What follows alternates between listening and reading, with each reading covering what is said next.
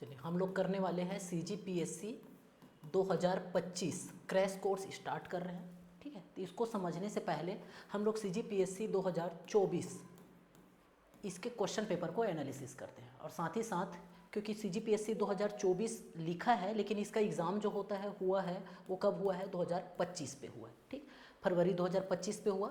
2025 के साथ साथ हम लोग ये देखेंगे कि CGPSC ने इस वर्ष मतलब 2025 में और जो भी एग्ज़ाम लिया है, जैसे ADI का हुआ था, बॉयलर इंस्पेक्टर का हुआ था, माइनिंग इंस्पेक्टर का हुआ था, या और जो अन्य एग्ज़ाम हुए हैं 4 से 5 एग्ज़ाम हुए हैं, उन 4 से 5 एग्ज़ाम पे CGGS के कितने क्वेश्चन आए हैं। लगभग सभी में 50 क्वेश्चन आते हैं। CGPSC जो भी एग्ज़ाम लेता है उसमें CGGS के 50 क्वेश्चन आते हैं, लेकिन थोड़ा सा जो माइनिंग इंस्पेक्टर का जो एग्ज़ाम है ना, उसमें थोड़े से 50 से कम थे, बॉयलर में तो खैर 50 ही थे। तो उन सारे क्वेश्चन को हम लोग पहले एक बार एनालिसिस करते हैं, जिससे हमको पता चल जाएगा कि इस साल जो ट्रेंड है वो क्या रहा, किस सेक्शन से क्वेश्चन पूछे जा रहे हैं, किस सेक्शन को क्वेश्चन छोड़ा जा रहा है, कैसे सेक्शन से किस टाइप के क्वेश्चन आ रहे हैं। अगर उससे मल्टीपल टाइप का पैटर्न वही है लेकिन क्वेश्चन चेंज हो रहे हैं तो उस क्वेश्चन को हमको क्या करना है, पकड़ के रखना है। ठीक है, चलिए तो इसी पे चलते हैं। हमारे पहले क्वेश्चन पे 51 क्वेश्चन नंबर था, लेकिन CGGS के लिए पहला क्वेश्चन है, छत्तीसगढ़ की विशेष जनजाति कौन सा त्यौहार पशु से संबंधित है।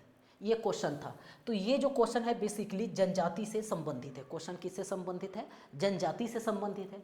साथ ही साथ हम ये देखिए यहाँ पर त्यौहार बोला है तो कला और संस्कृति से संबंधित है।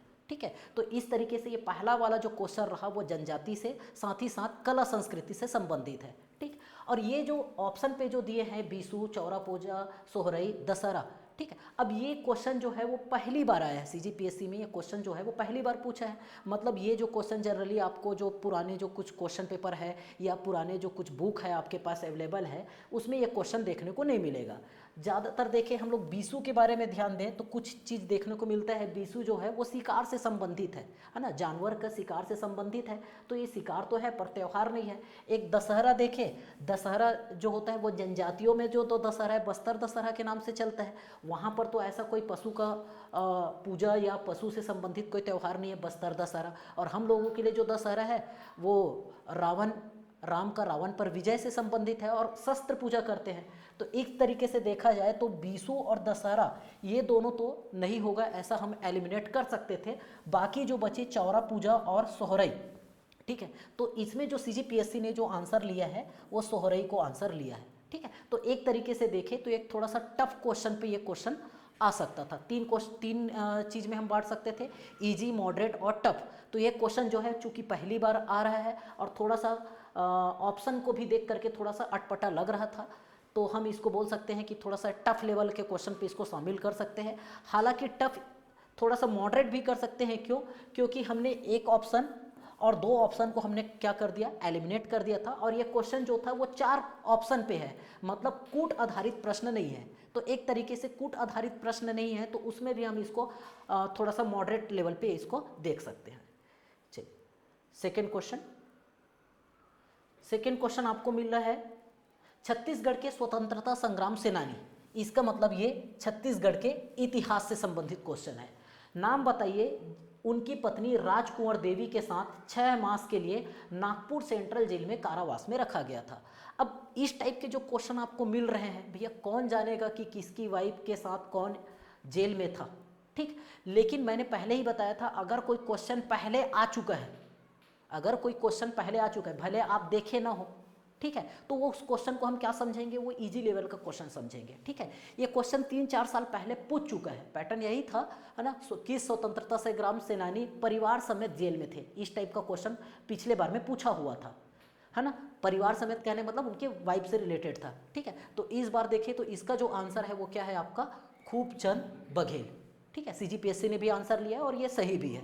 ठीक है, तो ये क्वेश्चन को हम बोलेंगे कि इजी लेवल का क्वेश्चन है। हालांकि जो पहली बार पढ़ रहे हैं या ऐसे है उनके लिए टफ हो गया, लेकिन अगर कोई क्वेश्चन प्रीवियस एग्जाम में आया हुआ है मतलब वो क्या हो गया, इजी हो गया। चलिए ये सेकंड क्वेश्चन। चलिए नेक्स्ट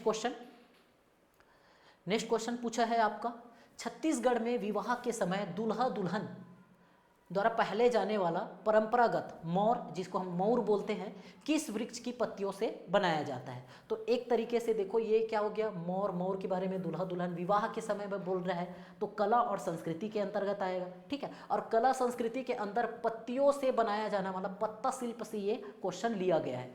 तो यहाँ पर देखिए शिल्प कला से ये क्वेश्चन लिया गया है। ठीक है, तो इसमें छींद, कनेर, बांस या उपयुक्त में से कोई नहीं। तो मौर जो बनता है, जाहिर सी बात है कनेर के पत्ते से तो बनता नहीं है, या तो बांस या छींद होना चाहिए, लेकिन बांस के पत्ते से नहीं, ये किससे बनता है, छींद के पत्ते से ये बनता है। तो इस तरीके से हम देखें कला और संस्कृति के क्वेश्चन हर साल हर एग्जाम पे CGPSC द्वारा CGGS का, इवन CG व्यापम में भी यहाँ से कला और संस्कृति से क्वेश्चन आपसे पूछते हैं। हालांकि इस बार पत्ता शिल्प पूछ लिया, किसी बार और कोई शिल्प कला पूछ लेगा, धातु शिल्प पूछ लेगा, काष्ठ शिल्प पूछ लेगा, है ना। और हालांकि इस क्वेश्चन पे एक शिल्प कला का एक और क्वेश्चन हमको देखने को मिलेगा, आगे चल के देखेंगे। चलिए, तो ये हो गया। चलिए नेक्स्ट क्वेश्चन पे पहुँचते हैं। चलिए, भारतीय संविधान का अनुच्छेद 243 ज संबंधित है। चलिए अब इस क्वेश्चन पे देखते हैं। तो देखा जाए तो ये जो है वो पंचायती राज से संबंधित है। वैसे देखा जाए 243 हम इंडिया में भी इसको कंसीडर कर सकते हैं, लेकिन स्पेशली 243 जो है ABCDEFG वो पंचायती राज से है। तो पंचायती राज जो है वो छत्तीसगढ़ से संदर्भित देख रहे हैं, तो इसको छत्तीसगढ़ में हम अभी कंसीडर कर सकते हैं। लेकिन इस क्वेश्चन पे क्या हो गया है कि यहाँ पर 243 ज लिख दिया है, लेकिन इसके इंग्लिश वर्जन में लिखा है 243 जे। ठीक, तो इस तरीके से जब हम देखते हैं 243 ABCDEF, फिर आएगा G, फिर आएगा H, फिर आएगा I, फिर आएगा J, ABCDEFGHIJ। अगर इसी को क ख में लगाए तो ये आएगा आपका क, ये होगा ख, ये होगा ग, ये होगा घ, ये हो जाएगा आपका य। ठीक है, क ख ग घ अंगा हो जाएगा, सॉरी। फिर आ जाएगा आपका च, छ, ज, झ, और ये हो जाएगा आपका य। तो यहाँ पर जे ज दे दिया है। अगर जे ज लिखा है इसका मतलब ये क्या था, च छ ज, एच होना था। क्या होना था, 243 एच होना था। या 243 जे लिखा है तो यहाँ पर जे नहीं, यहाँ पर एच होना था। या यहाँ पर 243 जे लिखा है तो जे के लिए हमको क्या, यहाँ पर क्या होना था, य। मतलब ज को य होना था, और जे को अगर जे की इसके हिसाब से देखें तो इसको एच होना था। ठीक है, तो इस तरीके से ये क्वेश्चन हिंदी और इंग्लिश के कारण विवादों में रहा और इस क्वेश्चन को विलोपित करना पड़ा। अगर हम एच की बात करते तो एच में कर आ जाता। ठीक है, 243 एच बोलता तो क्या आता, कर वाला आता। तो कर यहाँ पर दिया नहीं है तो उपयुक्त में से कोई नहीं होता। और अगर सिर्फ जे कंसीडर करते तो जे का मतलब होता है पंचायतों के लेखाओं की संपरीक्षा। जे मतलब जांच, ऐसे याद रखना है। तो जांच जो है पंचायतों की लेखाओं की संपरीक्षा।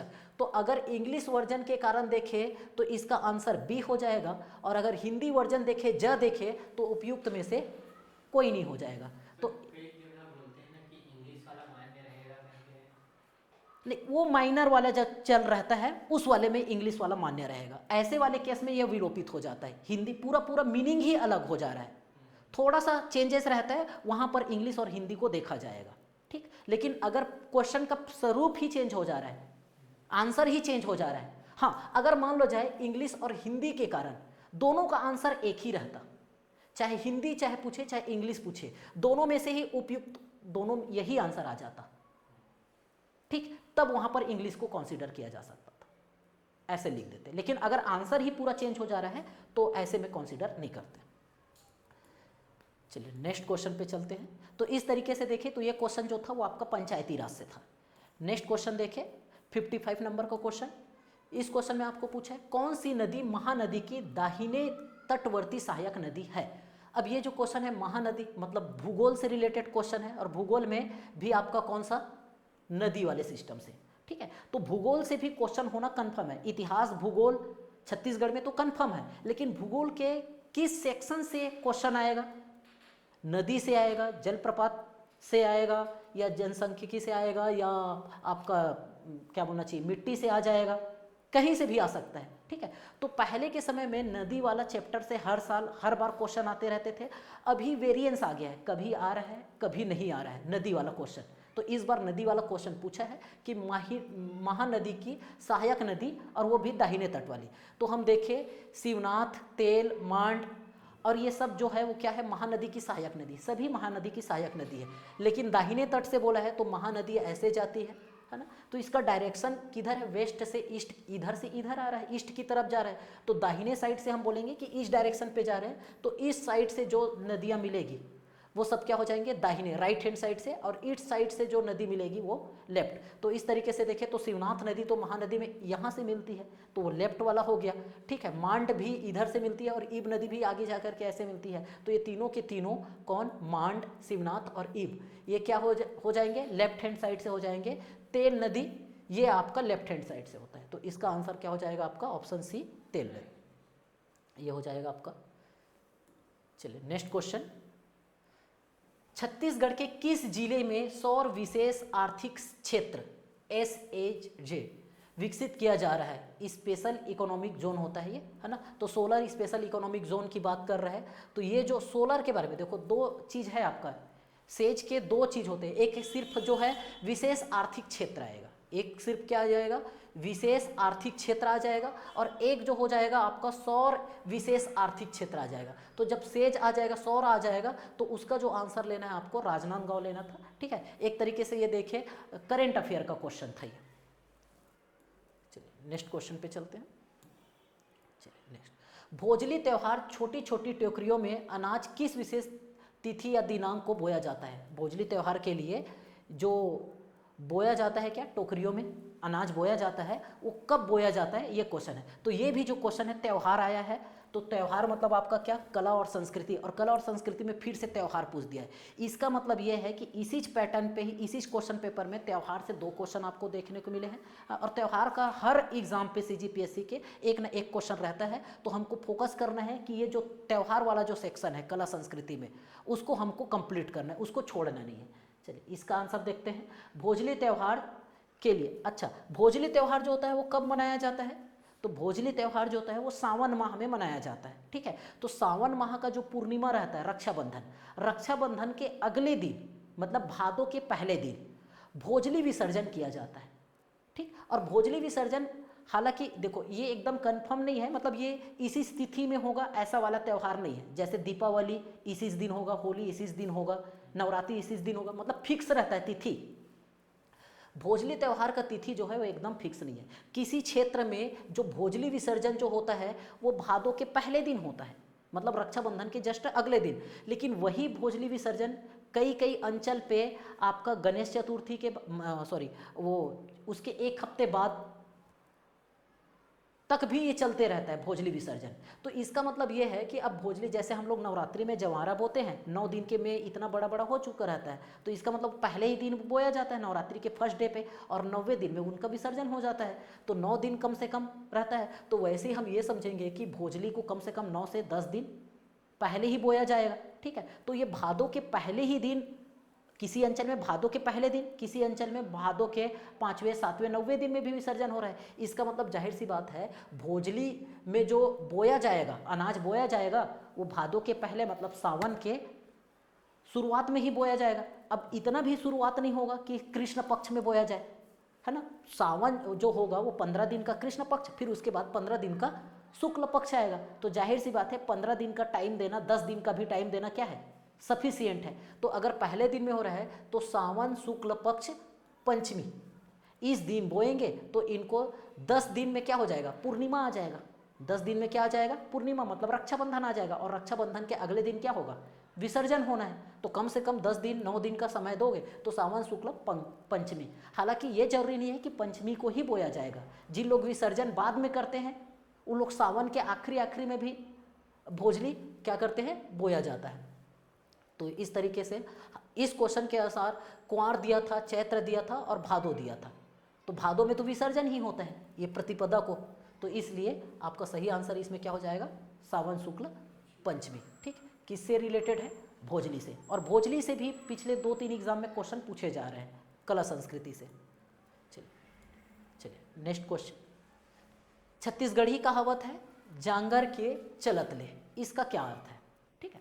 बेसिकली कहावत वाला जो सेक्शन है हम ये देखेंगे हमको सी सेट में मिलेगा, है ना, छत्तीसगढ़ी लैंग्वेज में वहाँ पर आपको कहावत मिलेगा।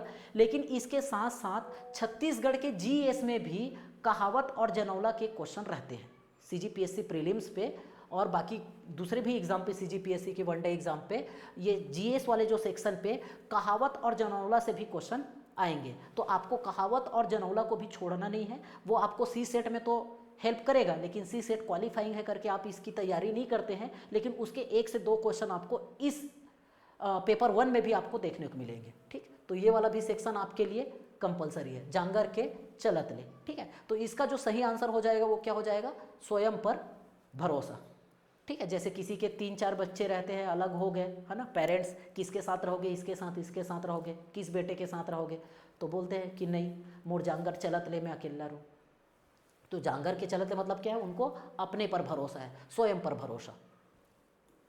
चलिए नेक्स्ट क्वेश्चन, कलचुरी काल में निम्नलिखित में से कौन सा गढ़ छत्तीसगढ़ों में शामिल था। चलिए ये भी एक इंपॉर्टेंट क्वेश्चन है। ठीक है, अब ये क्वेश्चन जो रहता है वो कभी पूछता है कभी नहीं पूछता है, एक बार पूछा फिर 5-6 एग्जाम के बाद पूछेगा या नहीं भी पूछेगा, मतलब ये बहुत कम पूछा जाने वाला क्वेश्चन है। लेकिन इसके बावजूद भी क्योंकि हम छत्तीसगढ़ में रहते हैं, हमको छत्तीसगढ़ के बारे में पता होना चाहिए। साथ ही साथ क्या होता है कि ये छत्तीसगढ़ जो है इससे कभी ना कभी कोई ना कोई क्वेश्चन पूछ देता है रैंडमली, है ना, एकदम ट्रेंड पे नहीं रहता है कि इससे आएगा ही।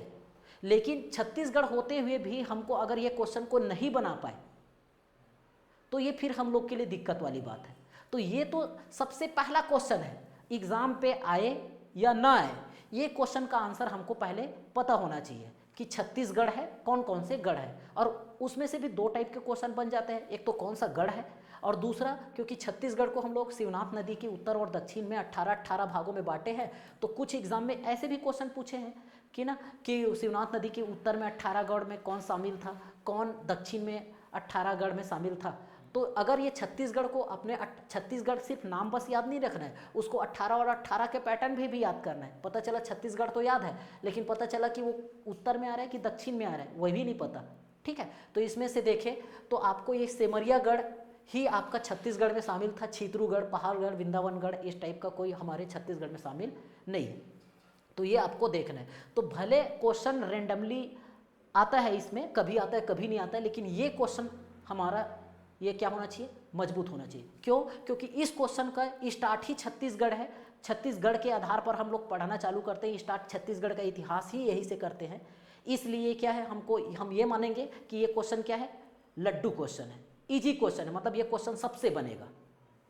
ठीक, तो पहला काम तो हमको छत्तीसगढ़ को याद करना है। चलिए नेक्स्ट क्वेश्चन पे आते हैं। चलिए अगला क्वेश्चन, छत्तीसगढ़ पंचायती राज अधिनियम 1993 के संदर्भ में सूची 1 को सूची 2 से सुमेलित कीजिए। चलिए छत्तीसगढ़ पंचायती राज अधिनियम के बारे में बताया गया है।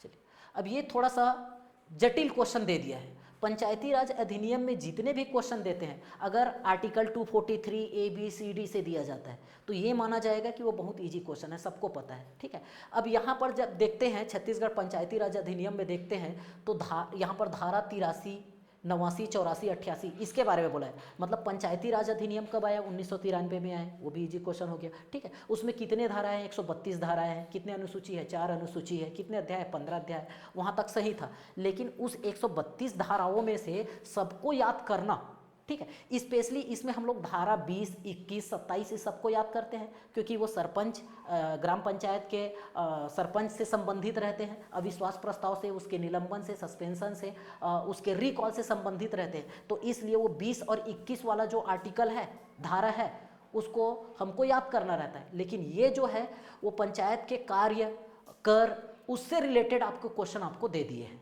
ठीक है, तो ये क्वेश्चन एक तरीके से ये थोड़ा सा मॉडरेट लेवल का, टफ नहीं बोलेंगे, मॉडरेट लेवल का, क्योंकि जो पढ़ने वाले लोग रहेंगे, पंचायती राज अधिनियम पढ़ रहे हैं, तो उनको सबको पता है कि भैया कि ABCD तो नहीं पूछेगा, 243 ABCD वो तो सब बनाएगा। तो थोड़ा सा अच्छे लेवल का जो तैयारी किया रहेगा, मतलब जो डीप में पढ़ा है पंचायती राज अधिनियम को, उनको जैसे हम लोग आर्टिकल पढ़ते हैं कि अनुच्छेद 360 क्या है, अनुच्छेद 25 क्या है, अनुच्छेद 280 क्या है, तो संविधान में जैसे सारे अनुच्छेद को लोग याद करके रखे रहते हैं, वैसे छत्तीसगढ़ के लेवल पे भी आपको 132, वो तो 395 अनुच्छेद था, सबको लोग याद करके रखे रहते हैं। तो एक तो बस 132 धारा है ना। तो इस क्वेश्चन को इजी तो नहीं बोलेंगे लेकिन टफ भी नहीं है। तो ये क्वेश्चन जो है वो मॉडरेट लेवल का है। तो जो लोग का क्या बोलना चाहिए, धारा वाला जो अच्छा से पढ़ के रखे हैं, ठीक है। अब इसमें ऐसा भी नहीं है, इजी नहीं है, क्योंकि सब एक जैसे वाले दे दिए। अगर धारा 20, धारा 132, धारा 1 ऐसा दिया रहता तो चलो कि ये ग्राम पंचायत से है, ग्राम सभा से है, ऐसे मैनेज कर सकते थे एक आध दो ऑप्शन से, ठीक है। तो इस तरीके से देखें, इस वाले में देखेंगे तो क्या क्या मिल रहा है। धारा 83 दिया है। धारा 83 जो होता है वो आपका क्या हो जाएगा, करों में राहत देने के बारे में राज्य सरकार की शक्ति है। तो इस तरीके से देखें तो ए का आपको थर्ड ऑप्शन देखने को मिलेगा, ठीक है। तो इस तरीके से हम देखते हैं सी और डी में से एक होगा।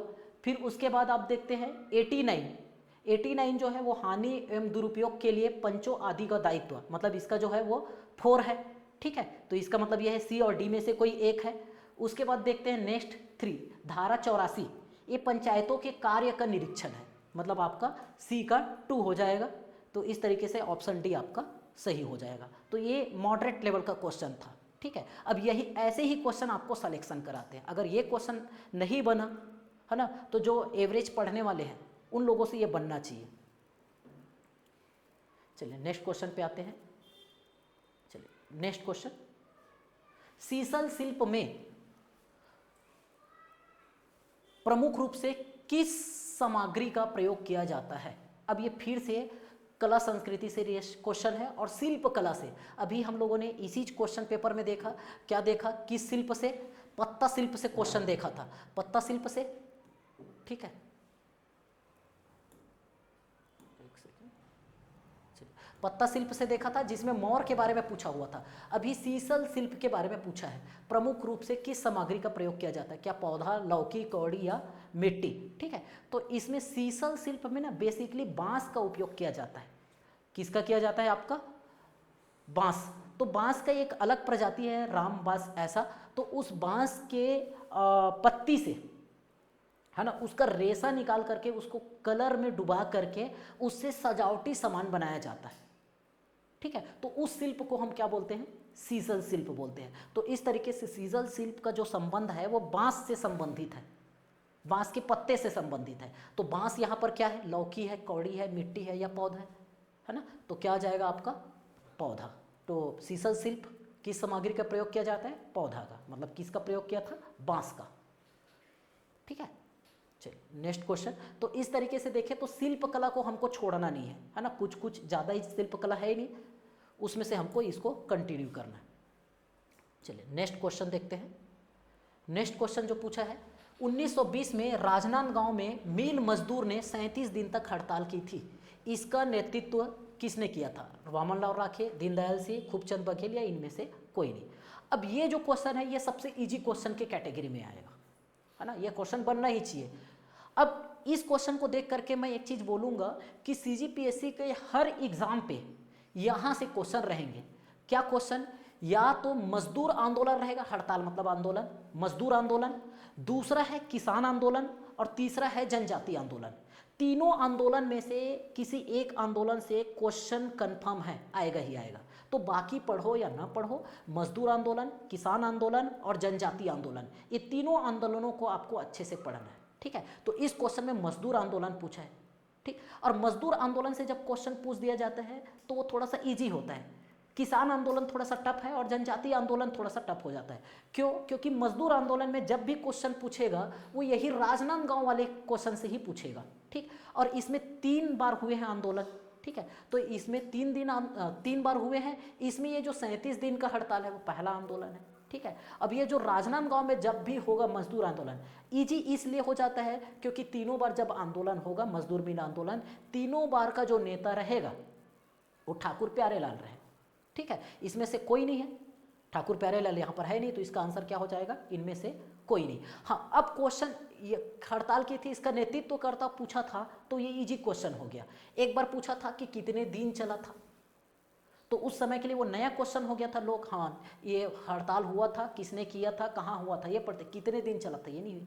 लेकिन अब ये क्वेश्चन पूछ चुका है तो 37 दिन वाला भी क्या हो गया, इजी हो गया। हाँ, अब इसी में थोड़ा सा हम डिटेल पढ़ेंगे कि वो आंदोलन किसके कारण हुआ, किसी को मारा क्या, किसी को गोली लगा क्या, तो इस आंदोलन को आपको डिटेल से करना है। तो मोस्ट इम्पॉर्टेंट क्वेश्चन है, टॉपिक है, ठीक है, मतलब यहाँ से हमको पढ़ना है। और मजदूर के साथ साथ किसान और जनजातीय आंदोलन। चलिए नेक्स्ट क्वेश्चन, भारतीय उर्वरक निगम द्वारा कोयले पर आधारित रासायनिक उर्वरक का संयंत्र छत्तीसगढ़ के किस जिले में स्थापित किया गया है? ठीक, तो ये कहाँ पर किया गया है? आपका कोरबा में किया गया है। तो ये किस जिले में स्थापित किया उर्वरक संयंत्र वाला जो है ना? तो एक तरीके से हम बोल सकते हैं कि इसका किस टॉपिक से क्वेश्चन बन रहा है, किस टॉपिक का क्वेश्चन हुआ? भारतीय उर्वरक निगम द्वारा कोयले पर आधारित रासायनिक उर्वरक बोल दिया तो खनिज से संबंधित, ठीक है, या एक बोल सकते हैं कि ये करंट अफेयर से संबंधित, ठीक है। अगर रिसेंट में हुआ है तो करंट अफेयर हो गया, अदरवाइज वो किससे हो गया? खनिज से भी संबंधित हो गया, ठीक है। तो इसका जो सही आंसर हो जाएगा आपका कोरबा हो जाएगा।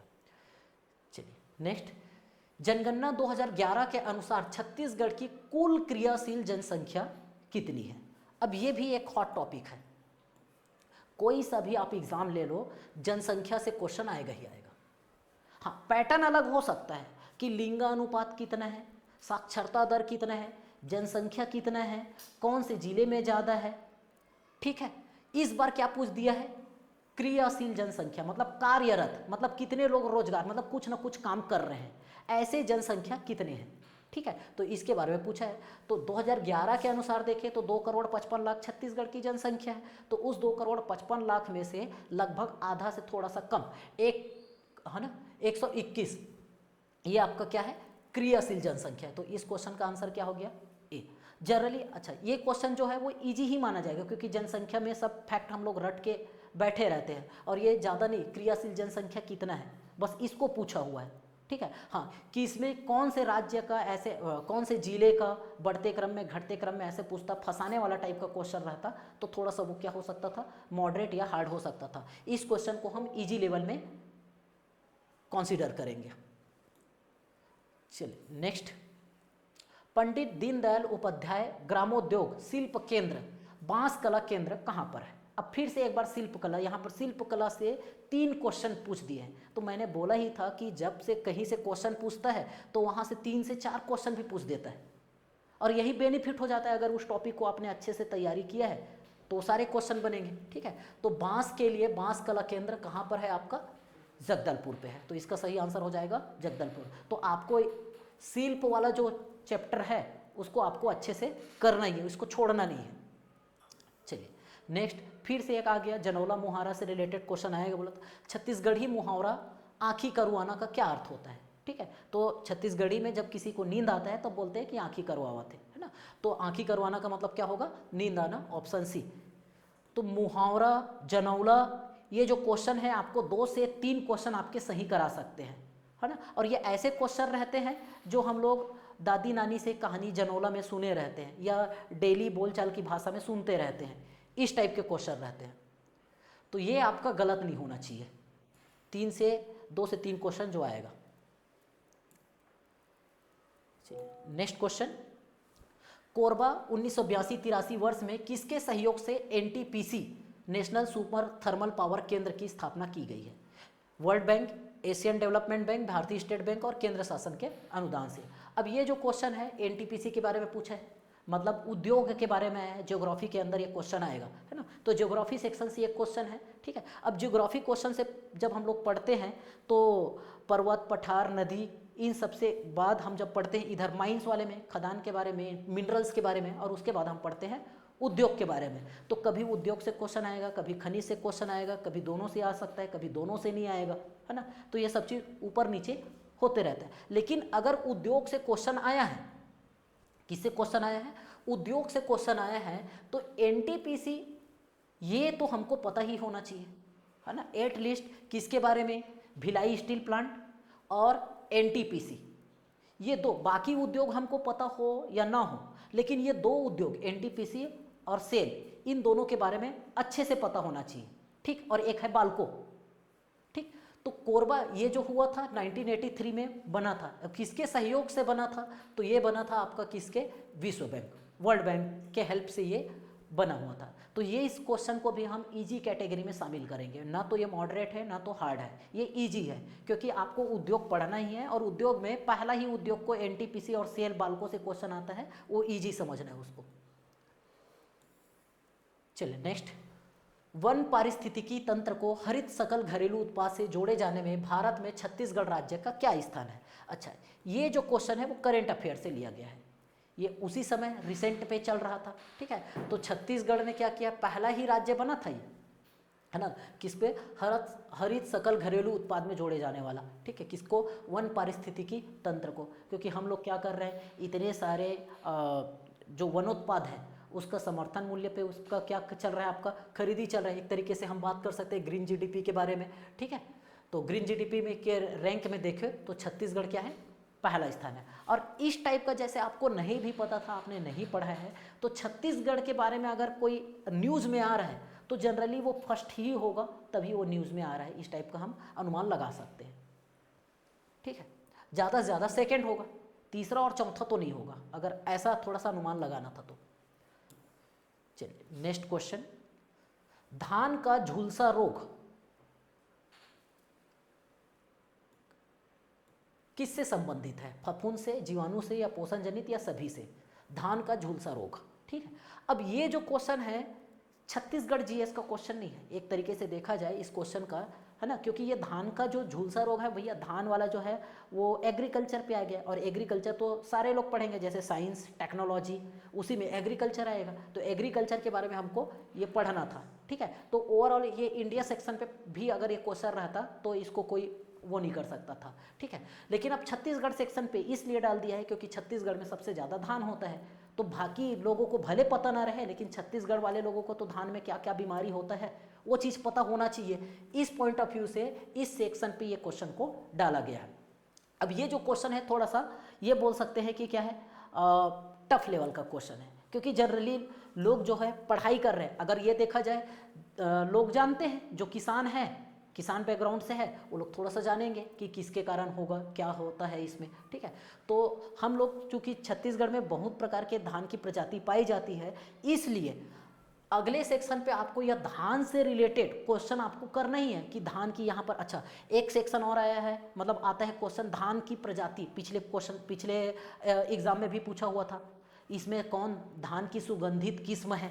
तो धान की किस्म या धान से रिलेटेड बीमारी, ये भी हमारे लिए क्या है, इंपॉर्टेंट है, हॉट टॉपिक है। मतलब धान से कहीं ना कहीं क्वेश्चन आपसे पूछेगा कि उसकी प्रजाति से, नया ब्रीड से, या क्या आईजी के भी क्या कर रहा है उससे रिलेटेड। इस बार क्वेश्चन पूछ दिया है बीमारी से, तो यहाँ पर क्या रोग पूछा है, झुलसा। इंग्लिश में देखें तो इसको क्या बोलते हैं, ब्लास्ट बोलते हैं, ठीक है। तो ये ब्लास्ट जो होता है, राइस में ब्लास्ट आता है, जनरली होते रहता है, कॉमन बीमारी है ये। तो ये जो होता है वो फंगल इन्फेक्शन होता है, फफूंद जनित आपका रोग होता है, क्या, धान का झुलसा रोग।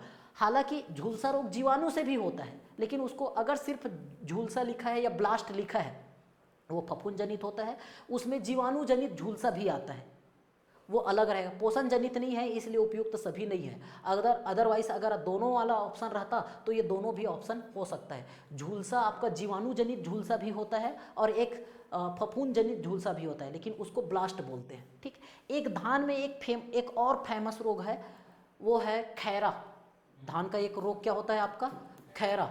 ये किसके कारण होता है, तो ये पोषण जनित रोग है। पोषण जनित रोग मतलब क्या, जिंक की कमी से होता है ये खैरा रोग। तो दो आपको सबसे इंपॉर्टेंट याद रखना है, एक ब्लास्ट और एक खैरा। ये तो दो हो गए। साथ ही साथ में धान से रिलेटेड और कुछ भी बीमारी है और धान के किस्म है, ये भी क्वेश्चन आपको करना है। ये हॉट टॉपिक है, मतलब ये क्वेश्चन आएगा मतलब इजी क्वेश्चन माना जाएगा, भले आपसे नहीं बन रहा है। तो धान आपको करना है, बाकी को छोड़ो, लेकिन धान आपको करना है, क्योंकि छत्तीसगढ़ धान का कटोरा है। जैसे वही बोले ना, 36 ठो गढ़ को याद करना है, भले याद करना थोड़ा सा मुश्किल है, याद नहीं होगा, कई लोग को अच्छे से नहीं रहता है, लेकिन वो क्वेश्चन को हम इजी मानेंगे क्योंकि बेसिक वही है। वैसे धान का कटोरा है, तो धान से रिलेटेड कोई भी क्वेश्चन आया मतलब वो इजी समझा जाएगा। चलिए नेक्स्ट क्वेश्चन, छत्तीसगढ़ नगर पालिका निगम संशोधन अध्यादेश 2024 के अंतर्गत छत्तीसगढ़ नगर पालिका निगम अधिनियम 1956 की किन मूल धाराओं में संशोधन किया गया है। चलिए अब ये क्वेश्चन जो है एक तरीके से देखें पंचायती राज अधिनियम के तहत अधिनियम वाला, और साथ ही साथ करेंट अफेयर, दोनों का मिश्रण है। ठीक है, पंचायती राज से रिलेटेड और आपका करंट अफेयर, क्योंकि ये क्या है, इसी समय जिस समय एग्जाम हो रहा था उसी समय क्या हुआ था, ये नगरीय निकाय चुनाव होना था। नगरीय निकाय चुनाव में क्या हुआ, जो नगर पालिक निगम चल रहा था। अच्छा, इसमें एक क्वेश्चन बनेगा कि कौन सा है, जैसे पंचायती राज अधिनियम 1993 पढ़ते हैं ना, तो नगर पालिक निगम अधिनियम कौन सा है आपका, 1956 के तहत रूल चलता है हमारे यहाँ। ठीक है, उसी 1956 में जो भी रूल था उसी को क्या किया गया, थोड़ा सा चेंजेस किया गया। ठीक है, तो उस चेंजेस में क्या हुआ, क्योंकि पहले भी जैसे था वैसे अब भी हो गया, तो बीच के 5 साल में क्या, कांग्रेस का जब गवर्नमेंट आया था तो जो महापौर का जो चुनाव था उसको डायरेक्ट से क्या कर दिया था, इनडायरेक्ट कर दिया था, जनता ना चुन करके पार्षद लोग चुनेंगे। फिर से वापस बीजेपी सरकार आई तो इस बार फिर से उसको अधिनियम को क्या करना पड़ेगा, चेंज करना पड़ेगा। अब इस बार फिर से क्या हुआ, डायरेक्ट इलेक्शन हुआ, तो इसीलिए इस अधिनियम में क्या करना पड़ा, बदलाव करना पड़ा। बदलाव करने के लिए चूंकि उस समय क्या है, विधानसभा का सत्र चल नहीं रहा था, इसलिए क्या लेकर के आए, अध्यादेश लेकर के आए, है ना। तो अध्यादेश कौन, राज्यपाल। ठीक, अब उसको विधानसभा में क्या करना पड़ेगा, पहले पारित भी करना पड़ेगा। अध्यादेश तो ला सकते हो, नियम बना सकते हो, लेकिन उस नियम को बताने के लिए अध्यादेश को विधानसभा में भी क्या करना चाहिए, पारित करना है। अब विधानसभा में पारित करने के लिए कितने दिन का समय रहेगा, 6 महीने का समय रहेगा। अगर 6 महीने में आप पारित नहीं कर पाए तो वो जो नियम है वो, है ना, क्या एलिजिबल वो नहीं रहेगा, आपका एक्टिवेट नहीं हो पाएगा। ठीक है, अब वो 6 महीना इसलिए क्योंकि आपको विधानसभा का जो 2 सत्र का जो मिनिमम डिफरेंस रहता है वो 6 महीना, कि 6 महीने 2 विधानसभा के बीच में गैप कितना हो सकता है, 6 महीना, उससे ज़्यादा का गैप नहीं हो सकता है। आप 2 महीने में भी कर सकते हो तो विधानसभा का सत्र, लेकिन 6 महीने से ज़्यादा नहीं हो सकता है। इसका मतलब यह है कि अगले विधानसभा के सत्र में आपको उसको पास करवाना जरूरी है, तो 6 महीने तक ये, तो इसी के तहत क्या हुआ, इस अधिनियम में क्या किया गया, संशोधन किया गया। इस अधिनियम में जो टोटल, अच्छा एक क्वेश्चन यह भी पूछ सकता था कि कितने धाराओं में किया गया, तो टोटल 18 धाराओं में संशोधन हुआ है। कितने धाराओं में, 18 धाराओं में संशोधन हुआ है। उसमें धारा 9 भी शामिल है, 11 भी शामिल है, 24 भी शामिल है, और आपका 17, धारा 17 भी शामिल है। तो इस तरीके से देखें तो चारों शामिल है, तो उपयुक्त सभी। बेसिकली देखिए, धारा 9 जो है वो परिभाषा से संबंधित है, तो महापौर की परिभाषा, है ना, तो महापौर का परिभाषा बदल गया भैया, कि पहले महापौर अध्यक्ष के द्वारा चुना, जनता के पार्षदों के द्वारा चुना जाता था, अब किसके द्वारा चुना जाएगा, जनता के द्वारा। तो परिभाषा को चेंज करना पड़ा, महापौर का जो परिभाषा था उसको हटाया इस तरीके से। ठीक है, ये निर्वाचन से संबंधित था।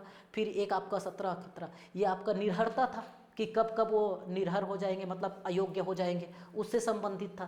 ठीक है ना, तो इस तरीके से ये चारों के धारा 9, 11, 24 और 17 सभी जो है वो किससे संबंधित थे, इससे। अब एक करेंट अफेयर का क्वेश्चन था उस समय में, अब अभी के भी समय में ये हॉट टॉपिक रह सकता है, क्योंकि ये चेंजेस हुआ है।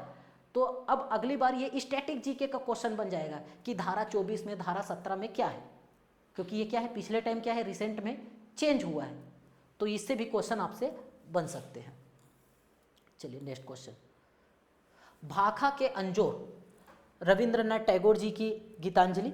ठीक है, इसका छत्तीसगढ़ी काव्य अनुवाद किसने किया है, सूची भवी, सुधा वर्मा, सरला शर्मा या सविता पाठक। ठीक है, तो ये जो क्वेश्चन है आपका किसे, साहित्य और साहित्यकार, ये एक टॉपिक है। इस टॉपिक से कम 1 या 2 क्वेश्चन भी आपके रहते हैं। हालांकि ये क्वेश्चन जो रहता है वो जनरली पहले जो पूछा गया है तो इजी हो गया, लेकिन नए नए क्वेश्चन इसमें पूछते रहते हैं। अब इतने सारे हैं, अब ये लक रहता है कि आपको याद रह जाए। ठीक है, तो भाखा के अंजोर, लेकिन ये क्या है, ये क्वेश्चन थोड़ा सा इजी कैटेगरी का माना जाएगा। क्यों माना जाएगा, क्योंकि ये क्या है, गीतांजलि का छत्तीसगढ़ी अनुवाद है। तो ऐसे ऐसे काव्य को आपको याद ही रखना है। ठीक है, और स्पेशली ये क्या है, फीमेल है ना, सविता पाठक है। तो हमारे यहाँ लिमिटेड ही क्या है, ये क्या बोलना चाहिए, महिलाएं हैं साहित्यिक में। अधिकतर देखिए कि मेल लोग ज़्यादा है और फीमेल क्या है, कम है। तो उस फीमेल में भी से आपको लिमिटेड याद रखना है, और उसमें से भी आपको गीतांजलि जैसे फेमस रचना के लिए। तो इस तरीके से इस क्वेश्चन को भी हम क्या करेंगे, इजी क्वेश्चन में कंसीडर करेंगे। ठीक है, क्योंकि हमको पता है कि यहाँ से क्वेश्चन आना ही आना है, ये आएगा ही हर बार। ठीक, चलिए नेक्स्ट क्वेश्चन पे चलते हैं। भारत की पहली लिथियम खदान छत्तीसगढ़ के किस जिले में खोलने की घोषणा केंद्र सरकार ने की है? अब ये करेंट अफेयर का क्वेश्चन है, और करेंट अफेयर का अगर सिर्फ छत्तीसगढ़ का करेंट अफेयर रहता तो आप इसको मॉडरेट या हार्ड लेवल में कंसीडर कर सकते हो, लेकिन भारत का है, लेकिन छत्तीसगढ़ में एकमात्र पहला, तो इस तरीके से ये यूनिक न्यूज़ था ये। तो इस तरीके से ये क्वेश्चन जो होगा वो इजी कैटेगरी में आ जाएगा, ठीक है। तो कोरबा के कटघोरा में आपका क्या हुआ, लिथियम खदान खोलने की घोषणा भारत सरकार ने की है ना। तो भारत सरकार कर रहा है लिथियम, और लिथियम जो है आपका क्या है, ठीक है, बैटरी के लिए आपका यूज होने वाला है, चर्चा में था। तो इस तरीके से देख सकते हैं ये वाला जो क्वेश्चन। चलिए नेक्स्ट क्वेश्चन, कंठी देवल मंदिर कहाँ पर स्थित है? अब कंठी देवल मंदिर, अब ये एक तरीके से देखें पुरातात्विक स्थल से संबंधित या पर्यटन स्थल से संबंधित क्वेश्चन में हम इसको कंसीडर करेंगे, ठीक है। तो पर्यटन से और पुरातात्विक स्थल से दोनों से क्वेश्चन पूछना कंपलसरी है। पर्यटन से भी क्वेश्चन आएगा और पुरातात्विक स्थल से भी क्वेश्चन आएगा, ये हॉट टॉपिक है, ये हर एग्जाम पे आएगा। किसको पूछेगा ये नहीं पता, लेकिन पुरातात्विक स्थल पूछेगा, पर्यटन स्थल पूछेगा, ठीक। अब इसमें से भी ये क्या है, कंठी देवल मंदिर के बारे में पूछा है, और कंठी देवल मंदिर जो है वो कहाँ पर है आपका, रतनपुर में। अब सबसे फेमस है आपका क्या, रतनपुर। अगर रतनपुर का कोई क्वेश्चन पूछ रहा है, सिरपुर का कोई क्वेश्चन पूछ रहा है, या मल्हार का कोई क्वेश्चन पूछ रहा है, ठीक, किसका, रतनपुर, सिरपुर और मल्हार, मतलब हम इस क्वेश्चन को इजी कैटेगरी में मानेंगे अगर यहाँ का कोई है, क्योंकि बाकी को पढ़ो या ना पढ़ो, रतनपुर, सिरपुर और मल्हार ये तीन जगह का जो मंदिर है, पुरातात्विक स्थल है, पर्यटन स्थल है, ये आपको पता ही होना चाहिए। इसके अलावा अगर कोई पूछ देता सिहावा का, फिंगेश्वर का, तो हम ये समझ सकते थे यार अटपटा टाइप का है, लेकिन ये कहाँ का पूछा है, रतनपुर। तो ये भी एक क्वेश्चन एक तरीके से क्या है, इजी लेवल का क्वेश्चन था। चलिए नेक्स्ट क्वेश्चन, छत्तीसगढ़ राज्य के प्राथमिक क्षेत्र में शामिल है।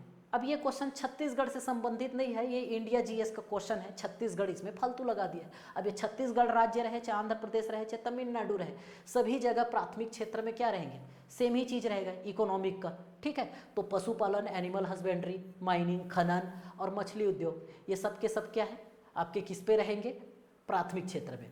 अब ये छत्तीसगढ़ राज्य बोलने का तात्पर्य क्या कर दिया है, क्यों बोला गया है छत्तीसगढ़ राज्य, इसको समझते हैं। क्यों सिर्फ प्राथमिक क्षेत्र में शामिल है ऐसा क्यों नहीं बोला है, ठीक है, छत्तीसगढ़ राज्य क्यों जोड़ा है? तो इसके पीछे लॉजिक ये है कि यहाँ पर लिखा है मछली उद्योग, मछली पालन के बारे में, ठीक है। और जब भी हम उद्योग के बारे में बात करें तो उद्योग जो होता है वो सेकेंडरी सेक्टर पे आ जाता है। किस सेक्टर पे आ जाता है, सेकेंडरी। उद्योग सेकेंडरी हो सकता था, अगर उद्योग का दर्जा दिया है उसको तो वो क्या हो जाता, आपका सेकेंडरी सेक्टर हो जाता। लेकिन मछली पालन, मछली उद्योग को छत्तीसगढ़ में कृषि का दर्जा दिया गया है। कृषि का दर्जा देने के कारण ये किस में आ गया आपका, प्राथमिक क्षेत्र में, इसीलिए यहाँ पर यह शब्द लगा दिया है छत्तीसगढ़ राज्य। अदरवाइज प्राइमरी सेक्टर में क्या होता है, तो वो सामान्य क्वेश्चन था, इकोनॉमी का क्वेश्चन था ये। तो ये भी आपका इजी लेवल का क्वेश्चन है। चलिए नेक्स्ट क्वेश्चन, सिकार देवी का संबंध मुख्य रूप से किस जनजाति से है? अब ये जो क्वेश्चन आया जनजाति से संबंधित आया। अब जनजाति में भी हम अलग अलग जनजातियों का खान पान, जनजातियों का विवाह पद्धति, जनजातियों का देवी देवता, ये सब पढ़ते हैं। तो देवी देवता में ही एक सिकार देवी, अब बहुत सारे देवी देवता होते हैं, ठीक है। अब ये क्वेश्चन इसको इजी नहीं बोलेंगे, अगर पढ़ लिया है उसके लिए इजी हो गया, जो नहीं पढ़ा है उसके लिए थोड़ा सा मुश्किल है, क्योंकि इतने सारे देवी देवताओं को याद करना थोड़ा सा वो है। अब ये क्वेश्चन को हम बोल सकते हैं मॉडरेट लेवल का, ठीक है। ये सिकार देवी हालांकि भथरा जनजाति, हाँ अगर यही अगर जनरली बैगा, उरांव, गोंड का रहता तो बैगा, उरांव, गोंड ये सबसे इंपॉर्टेंट जनजाति है, अगर उसका आ जाता है तो हमको याद रखना है। या विशेष पिछड़ी जनजाति जो 5 है और राज्य सरकार के जो 2 है, तो सबसे पहले हम उसको याद रखने की कोशिश करेंगे, 5 जनजाति का और 2 जनजाति का। तो उससे रिलेटेड अगर क्वेश्चन बन रहा है तो वो थोड़ा सा इजी लेवल में कहलाएगा, क्योंकि वो हमको पढ़ना ही है। अब इतने सारे जनजाति में किसी का भी पूछ दे रहे हैं, मतलब वो थोड़ा सा टफ हो गया, या हम इसको बोल सकते हैं क्योंकि 4 ही ऑप्शन पे है, कूट पे नहीं है, तो ये मॉडरेट लेवल का इस क्वेश्चन को हम बोल सकते हैं सिकार देवी।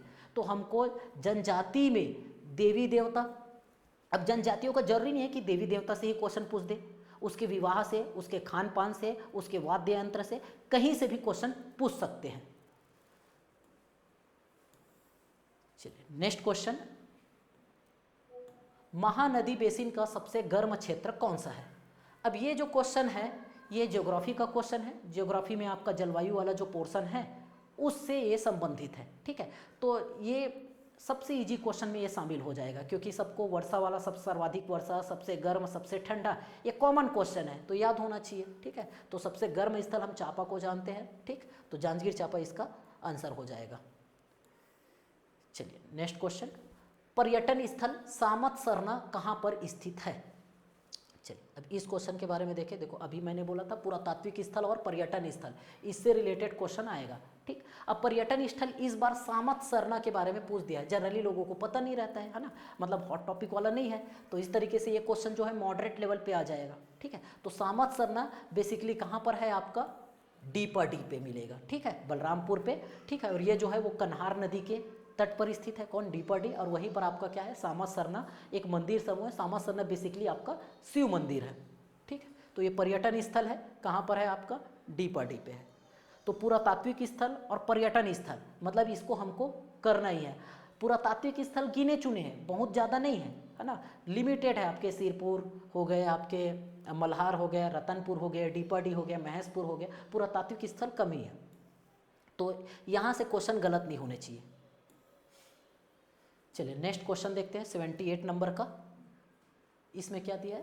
पंचायती राज अधिनियम 1993 के संदर्भ में सूची 1 को 2 से सुमेलित करना है और नीचे दिए गए कुट का सही उत्तर चुनना है। चलिए अवैध, अच्छा अभी एक बार फिर से थोड़ा सा ये टफ लेवल का क्वेश्चन हो जाएगा, क्योंकि अभी इसी में धारा 82, 83, 84, 89 को पूछ दिया था। अब 61, 64, 76, तो जनरली इसको उतना ज़्यादा लोग याद करते नहीं हैं, तो ये एक मॉडरेट लेवल का क्वेश्चन है, इजी तो नहीं है, लेकिन जो 132 धारा आराम से पढ़ सकते हैं उन लोगों के लिए ये क्वेश्चन थोड़ा सा बन जाएगा। चलिए तो इसमें क्या हो जाएगा आपका? चलिए देखते हैं क्या है। मुख्य कार्यपालक अधिकारी व सचिव के जो कृत्य है वो आपका क्या? 61 घ हो जाएगा। जिला पंचायत राज निधि, ठीक। चलिए मिलाते हैं क्या क्या हो सकता है आपका।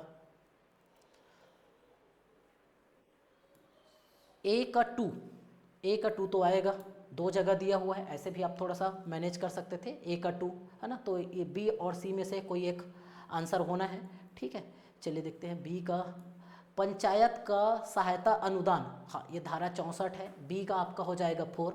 तो इस तरीके से देखें आपको मिल जाएगा ऑप्शन सी। तो ये थोड़ा सा मॉडरेट लेवल का क्वेश्चन था। ऐसे में आपको इस क्वेश्चन से आपको ये देखने को मिला कि आपको 132 धाराएं पूरे याद रखने हैं। चलिए नेक्स्ट क्वेश्चन, डोंगरगढ़ स्थित मां बमलेश्वरी देवी मंदिर किस योजना के अंतर किया जा रहा है? ठीक है, अब ये करेंट अफेयर का क्वेश्चन था, 2-3 साल से चल रहा है, ठीक है। तो किसमें है ये?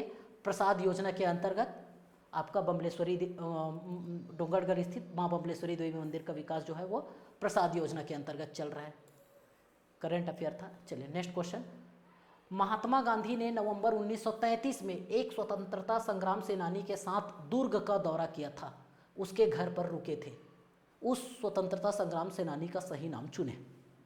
चलिए अब ये जो भी है ये भी हॉट टॉपिक है, वेरी इंपॉर्टेंट, मतलब इस टॉपिक को आपको करना है। टॉपिक का नाम है महात्मा गांधी, ठीक है, मतलब महात्मा गांधी का छत्तीसगढ़ यात्रा, ये टॉपिक आपको पढ़ना ही पढ़ना है, हर एग्जाम पे ये क्वेश्चन आएगा। महात्मा गांधी ने छत्तीसगढ़ की यात्रा 2 बार की है, एक बार 1920 में की है, दूसरे बार 1933 में।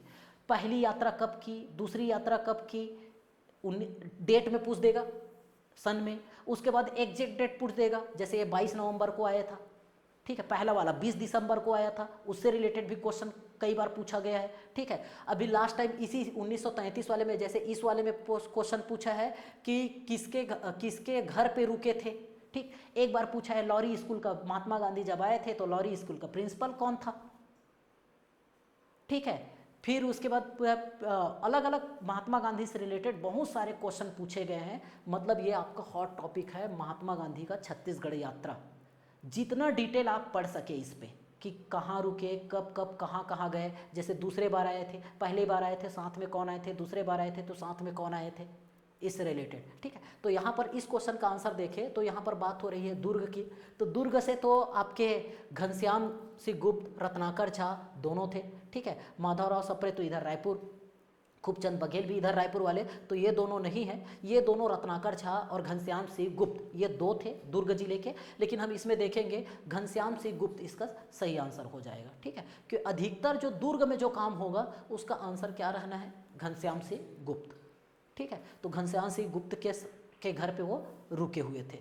तो हॉट टॉपिक है, क्वेश्चन इनसे आना ही आना है, महात्मा गांधी छत्तीसगढ़ यात्रा, जितना डिटेल आप पढ़ सको। चलिए नेक्स्ट क्वेश्चन, फिर से जनौला जो आपको सी सेट में देखने को मिलेंगे। यहाँ पर भी अभी एक क्वेश्चन और देख लिए थे, मुहावरा और जनौला से 2 से 3 क्वेश्चन जो आने वाले हैं, हॉट टॉपिक है ये भी। 20 तरिया माँ कंचन थारी, इसका सही उत्तर क्या है ना। तो बचपन पे सुने होंगे जनौला पे इसको। तो 20 तरिया माँ कंचन थारी मतलब तालाब के बीच में क्या रहता है, तो वो रहता था क्या, पुरैन पत्ता, ठीक। पान पत्ता नहीं, तालाब में क्या रहता है, पान पत्ता थोड़ी ना, नीम पत्ता तो पेड़ में रहता है, जामुन पत्ता भी पेड़ में। 20 तरिया में क्या रहता है आपका, पुरैन पत्ता रहता है, क्या, लोटस लीफ। तो इसका ये सही आंसर हो जाएगा, ठीक है। इजी क्वेश्चन में कंसीडर करेंगे इसको भी। चलिए नेक्स्ट क्वेश्चन, इंदिरा गांधी कृषि विश्वविद्यालय रायपुर द्वारा विकसित गेहूं की उन्नत किस्म निम्न में से कौन नहीं है, ठीक है। तो अभी मैंने बोला था कि कृषि से संबंधित क्वेश्चन, धान से संबंधित क्वेश्चन, ठीक है।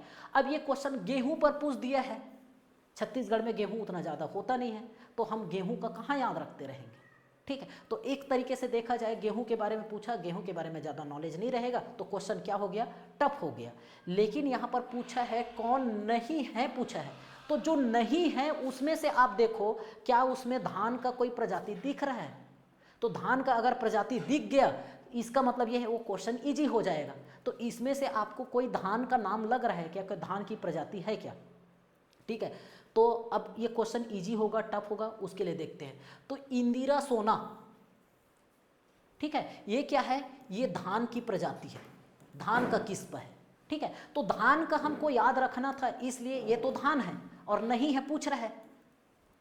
अब ये गेहूं का है कि नहीं है ये नहीं पता, ये है कि नहीं पता, ये है कि नहीं पता, तब क्वेश्चन टफ हो सकता था, कौन है वाला पूछ देता तब, इसके जगह कोई दूसरा नाम दे करके, ठीक है। लेकिन ये पूछा क्या, नहीं है, और नहीं में क्या दे दिया था, धान का नाम दे दिया था। अब ये इतने सारे प्रजाति है तो हम कैसे याद रखेंगे कि इंदिरा सोना धान ही है, ठीक है, क्योंकि ये पहला ही है संकर किस्म, है ना। IGKV द्वारा डेवलप किया गया पहला संकर किस्म का नाम ही क्या है, इंदिरा सोना। इसलिए आपको धान का पहला संकर किस्म जो IGKV ने डेवलप किया है वो याद रखना था, तो इंदिरा सोना। इस तरीके से ये क्वेश्चन क्या हो गया आपका, ईजी हो गया। अदरवाइज ये थोड़ा सा मॉडरेट लेवल का क्वेश्चन हो गया था गेहूँ पूछ के, लेकिन इसमें ऑप्शन धान वाला दे करके, और वो भी धान का पहला वाला दे करके, अगर और कोई दूसरा देता तो शायद नहीं पकड़ पाते, ठीक। तो इस क्वेश्चन का आंसर क्या हो जाएगा आपका, सी हो जाएगा। तो आपको क्या याद रखना है, अगेन धान, धान की प्रजाति, सुगंधित किस्म या धान की बीमारी, ठीक। तो धान से रिलेटेड जितने भी क्वेश्चन बन सकते हैं वो करके जाइए। चलिए नेक्स्ट क्वेश्चन,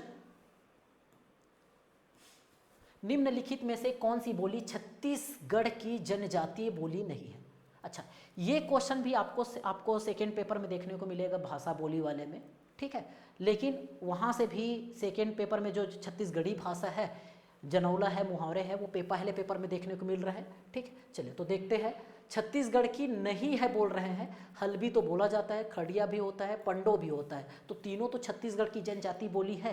तो इसका आंसर क्या हो जाएगा, उपयुक्त में से कोई नहीं, ठीक है। तो एक क्वेश्चन आपको ये बोली से भी आपको ये हॉट टॉपिक है, ठीक है। आगे इसी में एक और क्वेश्चन बोली से ही मिलेगा, मतलब आपको बोली को करना ही करना है, टॉपिक, इस टॉपिक को नहीं छोड़ना है। जनजाति बोली, इसमें आपको आर्य भाषा परिवार से, मुंडा भाषा परिवार से ऐसे भी क्वेश्चन पूछ सकते हैं, द्रविड़ भाषा परिवार से कौन से है। तो बोली आपका हॉट टॉपिक है, ये आपको करना ही करना है, इसको नहीं छोड़ सकते।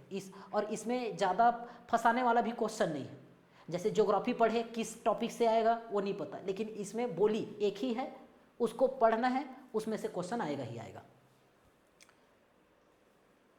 चलिए नेक्स्ट क्वेश्चन, भारतीय संविधान के संदर्भ में कौन सा कथन सही है पूछ रहा है इस बार, और इस बार पंचायती राज अधिनियम 243 वाला ही दे दिया है, ठीक है। अब ये जो क्वेश्चन है 243 का ख ग घ ए बी सी डी, ये तो क्या है आपका इजी क्वेश्चन हो जाता है। ठीक है, तो कौन सा आपका क का मतलब आपका ए बी सी है ना, इसको हम बोलेंगे ए, इसको बोलेंगे क्या बी, और इसको बोलेंगे क्या सी। ठीक है, तो पूछ रहे क्या क्या सही है। ठीक है, तो ये तो भैया गठन, गठन बी में आता है और ए में दिया है, गलत हो गया। ठीक है, ग्राम सभा ये ए में आता है, ये बी में दे दिया, ये गलत है। सी संरचना, सी से क्या संरचना, ये आपका क्या है सही है। ठीक है, तो इस तरीके से तो ये तो आपका जैसे छत्तीसगढ़ याद करना है, वैसे ये वाला तो टॉपिक आपको याद ही कर रखना है। चलिए नेक्स्ट क्वेश्चन, छत्तीसगढ़ मित्र का प्रकाशन किसने किया था। ये भी अगेन इजी लेवल का क्वेश्चन है ना, क्योंकि जब हम पत्रकारिता एक टॉपिक है उसमें पढ़ते हैं तो पहला ही आपका क्वेश्चन यही बनता है छत्तीसगढ़ मित्र। ठीक है, क्वेश्चन कई बार पूछ चुका है, माधवराव सप्रे इसका सही आंसर होगा। चलिए नेक्स्ट क्वेश्चन। अच्छा, और ये हॉट टॉपिक है, कई बार इससे अलग अलग टाइप का, कहाँ से प्रकाशित हुआ, सहयोगी कौन था, क्या था, इससे भी अलग अलग क्वेश्चन राइज होते हैं। तो ये छत्तीसगढ़ मित्र, ये भी आपका क्या है एक हॉट टॉपिक है, इससे रिलेटेड जो भी फैक्ट हो सकते हैं वो आपको तैयारी करना है। नेक्स्ट, वन फसलों की खेती की कला और विज्ञान को क्या कहते हैं, है ना। अब ये जनरल साइंस से रिलेटेड क्वेश्चन, ये इसको हम समझ सकते हैं, छत्तीसगढ़ से नहीं बोलेंगे इसको, है ना, स्पेशल छत्तीसगढ़ जीएस का नहीं है, ये जनरल है। ठीक है, और ये ऐसे कभी कभी कुछ भी क्वेश्चन पूछ देते हैं, उसमें रैंडमली पूछा जाता है, ऐसे क्वेश्चन है। ठीक, सिल्वीकल्चर इसका आंसर है। तो हम इंडिया जीएस में जा करके एपी कल्चर क्या होता है, सेरीकल्चर क्या होता है, सिल्वीकल्चर क्या होता है, ये सारा जितने भी कल्चर वाले होते हैं उसको एक बार देख लेंगे। चलिए नेक्स्ट, छत्तीसगढ़ की जनजातियों द्वारा गोदना के लिए काला रंग किस वृक्ष से प्राप्त किया जाता है। फिर से अगेन हॉट टॉपिक, अभी इस बार हॉट टॉपिक क्या है, गोदना। गोदना से आपको क्वेश्चन हर एग्जाम में मिलेगा, चाहे गोदना प्रिय जनजाति पूछे, गोदना गुदवाने वाली जनजाति पूछे, गोदना की आकृति पूछे किस आकृति की, या गोदना का इस बार क्या पूछ दिया है, रंग पूछ दिया है। ठीक है, मतलब आपको और ये भी किस में आएगा, कला में आएगा, है ना। गोदना जो है वो क्या है, कला है, चित्रकला के अंतर्गत आपका गोदना पढ़ना है, और जो कला वाला संस्कृति में गोदना वाले टॉपिक को आपको करना है, बाकी आप कला छोड़ दो, लेकिन गोदना आपको करना ही है। ठीक है, बहुत टाइप के हैं। ठीक है, तो इसमें क्या है, सखुआ है, करम है, बांस है, या खुरई है।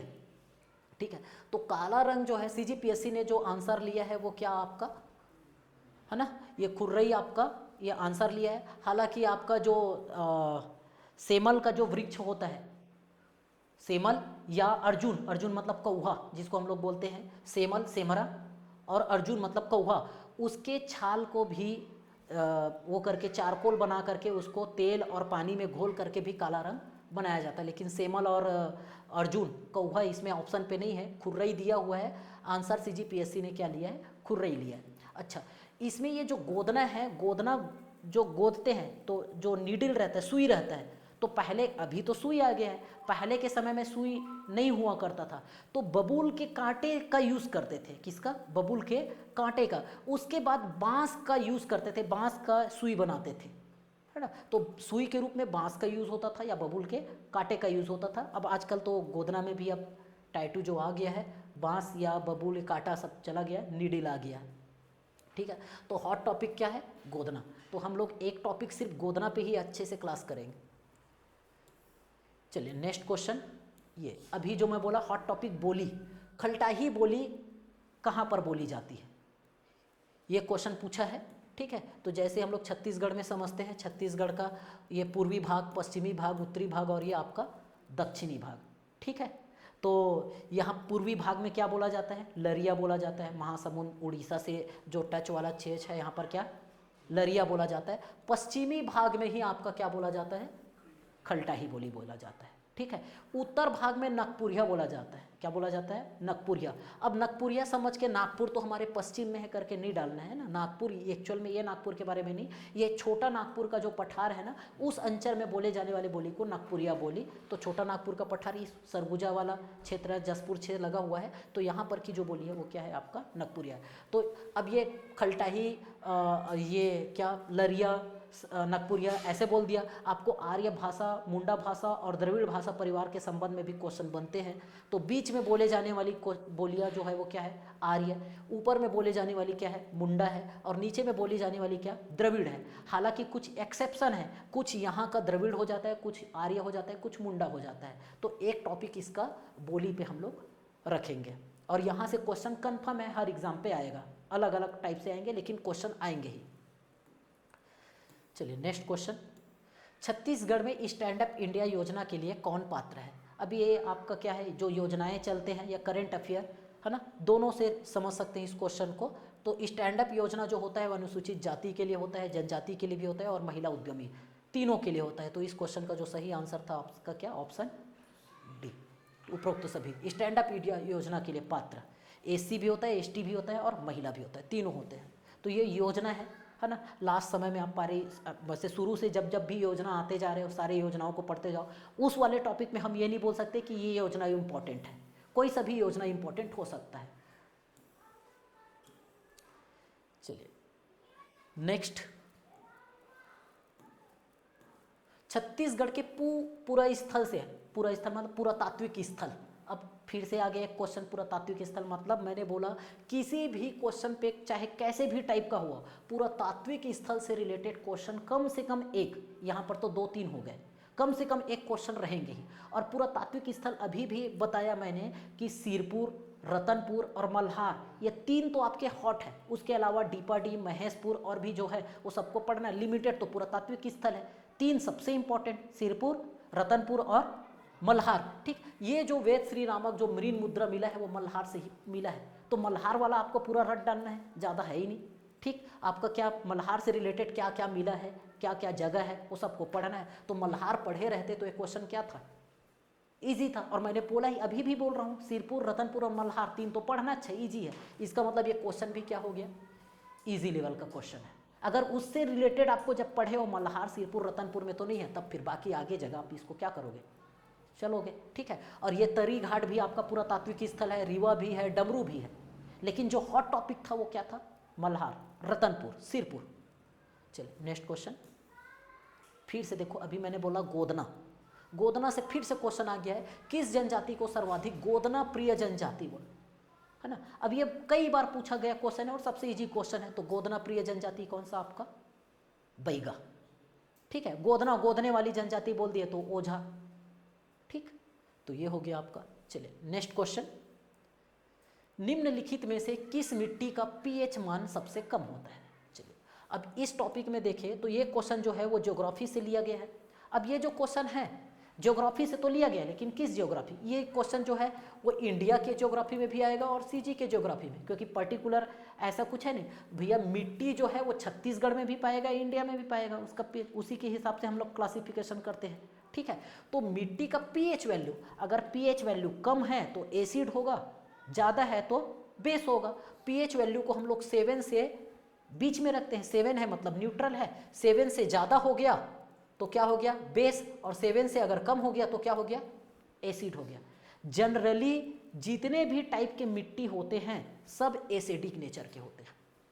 क्या होते हैं, एसिडिक, मतलब सबका पीएच वैल्यू 7 से कम होता है। ये बेसिक है, इसको पढ़ लेना है। ठीक है, एक ही मिट्टी जो होता है जिसका पीएच वैल्यू 7 से ज़्यादा होता है, मतलब बेसिक होता है, वो होता है क्या, आपका काली मिट्टी, ब्लैक सॉइल। और काली मिट्टी को हम लोग लोकल में, यहाँ पर छत्तीसगढ़ वाले सेक्शन में इस क्वेश्चन को देने का औचित्य ये है क्योंकि ये जो शब्द ऑप्शन दिए हैं वो क्या है, छत्तीसगढ़ अंचल में बोले जाने वाली मिट्टी है। अगर आप इंडिया में बोलेंगे कि डोरसा क्या है, मटासी क्या है, कन्हार क्या है, तो थोड़ा सा क्या हो सकता है, दिक्कत हो सकता है, समझ में, red yellow soil, black soil. क्योंकि ये हमारा क्या है, जैसे हम लोग रेगुर को जानते हैं, यूपी में बोला जाता है, कन्हार मिट्टी को ही, काली मिट्टी को क्या बोलेंगे, रेगुर बोलेंगे। ठीक है, लेकिन हमारा छत्तीसगढ़ का जो है क्वेश्चन जो उधर ज़्यादा जाता नहीं है यूपी के तरफ, तो लोग जानेंगे नहीं कि कन्हार बोल रहे हैं, क्या बोल रहे हैं। तो ऑप्शन के कारण ये क्या हो गया, छत्तीसगढ़ सेक्शन में इसको कंसीडर किया गया है। अदरवाइज अगर इसको, हाँ यहाँ पर इंग्लिश वर्जन में भी इसको कन्हार ही लिखा है, मटासी ही लिखा है। अदरवाइज हम मटासी मतलब रेड येलो सॉइल, कन्हार मतलब ब्लैक सॉइल, ठीक है, भाटा मिट्टी मतलब लेटेराइट, ये बोल सकते थे। ठीक है, तो यहाँ पर इस सेक्शन पे देखें, अब कन्हार मिट्टी मतलब ब्लैक सॉइल जो होता है यही क्या होता है, बेस होता है। ये क्या होता है, बेस होता है। बाकी सब के सब ये तीनों के तीनों अब क्या रहेंगे, एसिडिक नेचर के होंगे। ठीक, इसका मतलब जो मटासी रेड येलो है वो क्या होगा, एसिड होगा। अब ये जो डोरसा मिट्टी बनता है वो ब्लैक और कन्हार और मटासी दोनों के मिश्रण से बनता है। इसका मतलब इसका पीएच वैल्यू इन दोनों के बीच ही में आएगा। अगर इसका पीएच वैल्यू ज़्यादा है, इसका कम है, तो ये वाला तो क्या आएगा, बीच ही में आएगा। अब बचा क्या, भाटा मिट्टी। अब भाटा मिट्टी का या तो इससे कम होगा या तो इससे ज़्यादा होगा, ये दो ही ऑप्शन हो सकता है। लेकिन मैं बोल रहा हूँ कि कन्हार ही मिट्टी बस बेस है। अगर इसका वैल्यू ज़्यादा होगा तो ये बेस हो जाएगा, मतलब ये बेस नहीं है, तो ये क्या है आपका, एसिड है। तो भाटा मिट्टी क्या होता है, एसिडिक होता है। और सबसे ज़्यादा एसिडिक होता है कौन, भाटा मिट्टी, लेटराइट मिट्टी, मतलब मुरुम वाला मिट्टी। इसीलिए मुरुम वाले मिट्टी में, मतलब जो मिट्टी एसिडिक नेचर का हो जाता है उसमें एग्रीकल्चर अच्छे से नहीं हो पाता है, बंजर हो जाता है, इस तरीके से बोल सकते हैं।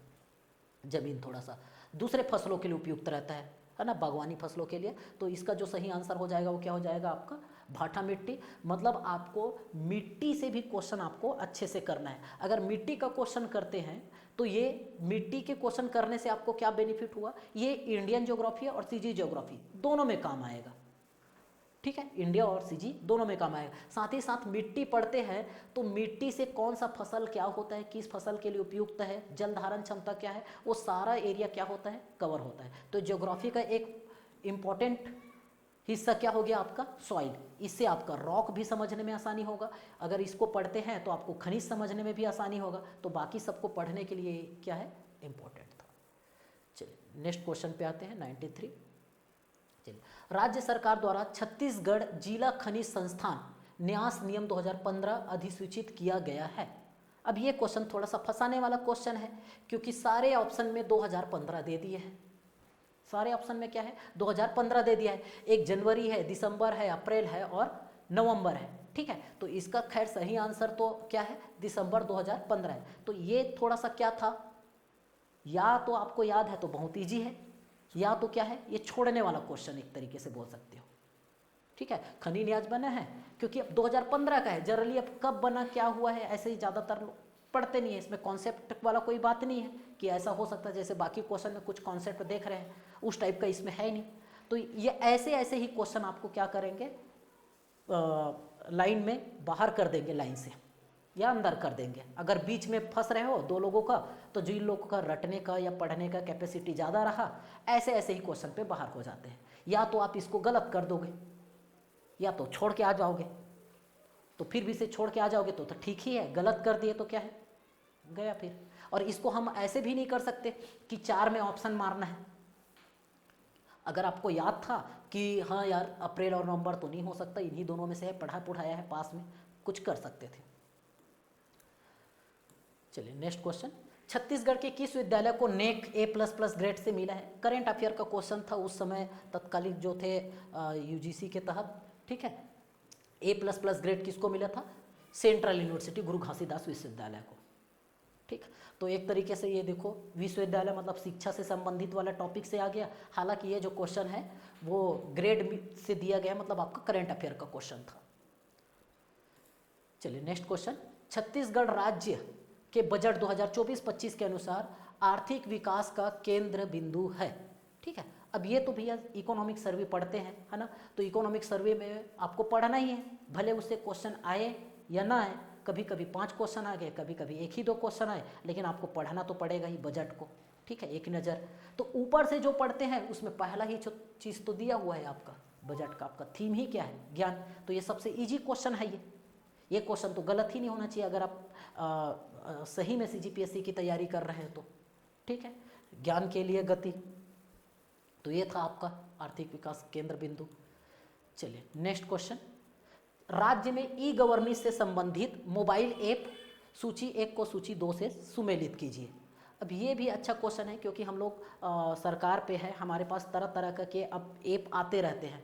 ठीक है, अपने मोबाइल का ऐप तो रहता है, फेसबुक, इंस्टाग्राम, ट्विटर जो भी है, लेकिन साथ ही साथ हमारे गवर्नेंस में, है ना, हमारा जो गवर्नमेंट है वो हमारे सुविधाओं के लिए क्या करता है, एक मोबाइल ऐप बना दिया रहता है, जैसे टोकन तुहर द्वार। ठीक है, अभी किसानों को धान बेचना है तो मोबाइल ऐप दे दिया है, उसके थ्रू आप टोकन आप क्या कर सकते हो, ऑनलाइन पंजीयन कर सकते हो धान बेचने के लिए कि किस दिन आप धान बेचने जाओगे। पहले क्या होता था, आज एक दिन लेके गए, इतना भीड़ था, फिर वापस लेके आ गया, नहीं तो वहीं पर 2-3 दिन तक थे, आपका बारी कब आएगा। अब आपको पता है कि मुझे कब जाना है, घर बैठे आप वो कर सकते हो।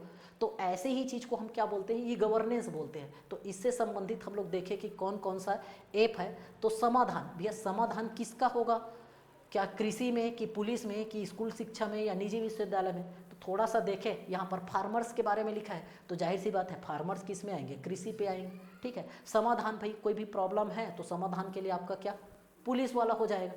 ठीक है, तो इस तरीके से देखें, बी का 1 और ए का 3।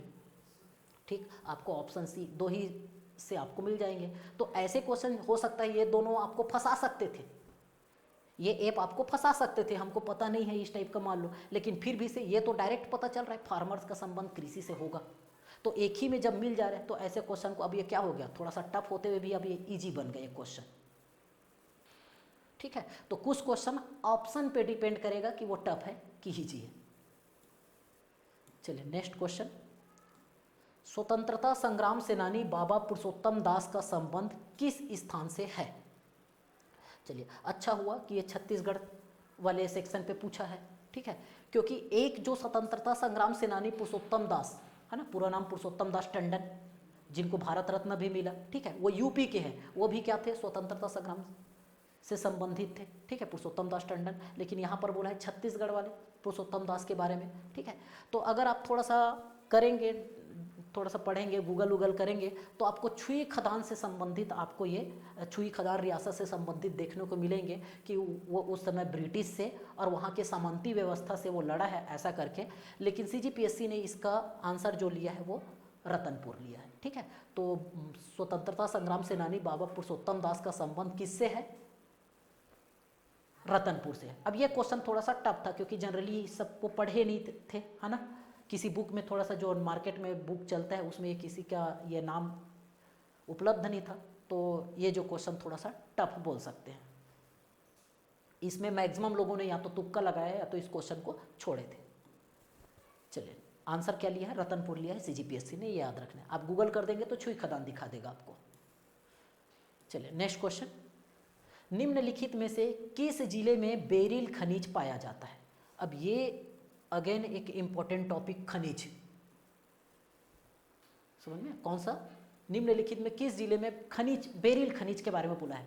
ठीक है, अब अगर यहाँ पर पूछ देता कि सोना कहाँ पाया जाता है, हीरा कहाँ पाया जाता है, या कोयला कहाँ पाया जाता है, या लोहा कहाँ पाया जाता है, या बॉक्साइट कहाँ पाया जाता है, या चूना पत्थर कहाँ पाया जाता है, तो जो टॉप के 5 रहते हैं क्या, लोहा, कोयला, बॉक्साइट, चूना पत्थर, ये 4, और एक 5वां रहता है आपका टीन। ये 5 तो हमारे मेन है।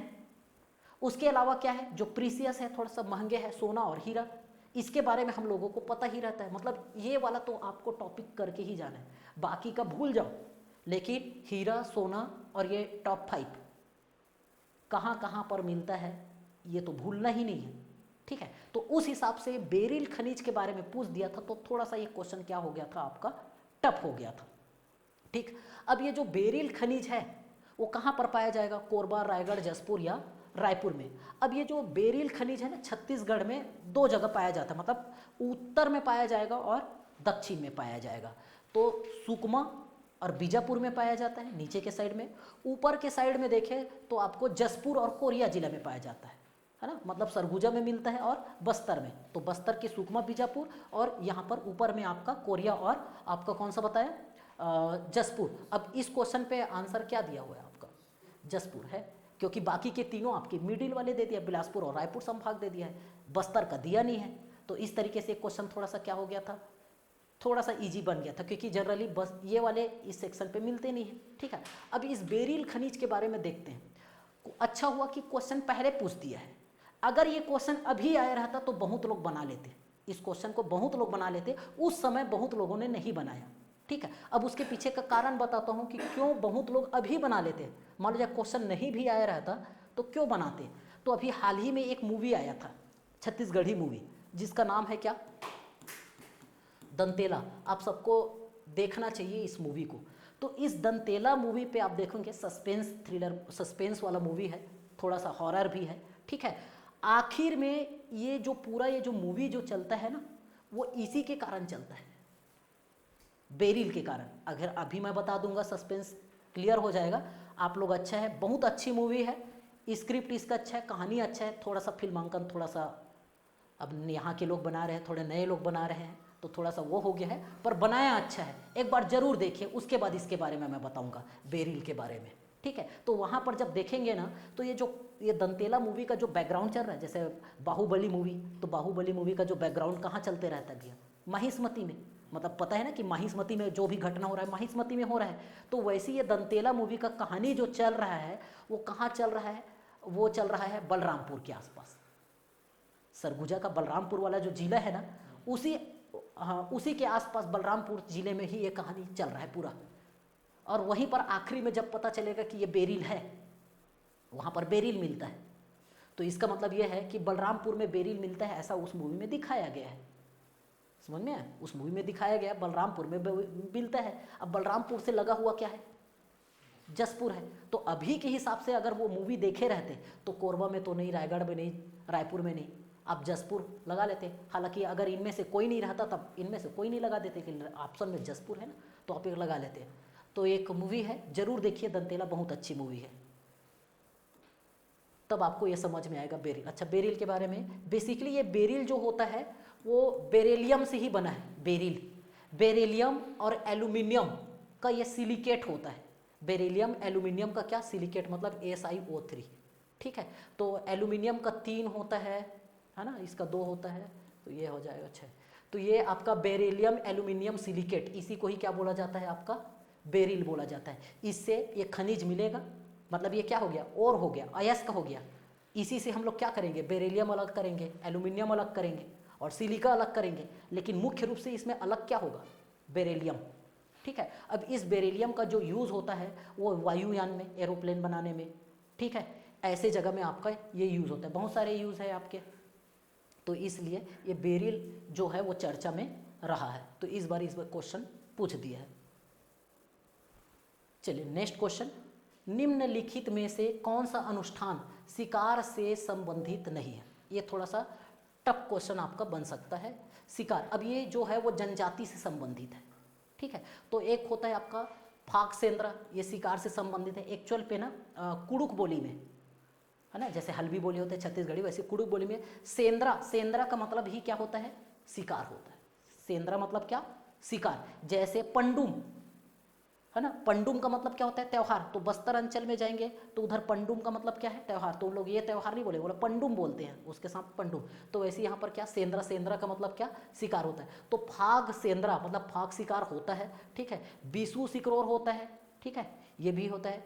जेठ शिकार, हाँ ये भी होता है। ये बीसू सिकरोर तो आपका जो फागुन त्यौहार होता है ना, होली के उसके 15 दिन पहले निकल के चले गए शिकार करने के लिए, उसके बाद लेकर के आए, है ना। शिकार के लिए गए तो मस्त उसके घर की स्त्रियाँ एकदम नहा धो करके सज सवर के रहती है, लेकिन जब तक वो शिकार से वापस नहीं आएंगे तब तक वो लोग नहाएंगे धोएंगे नहीं, घर की स्त्रियाँ न श्रृंगार करेंगे।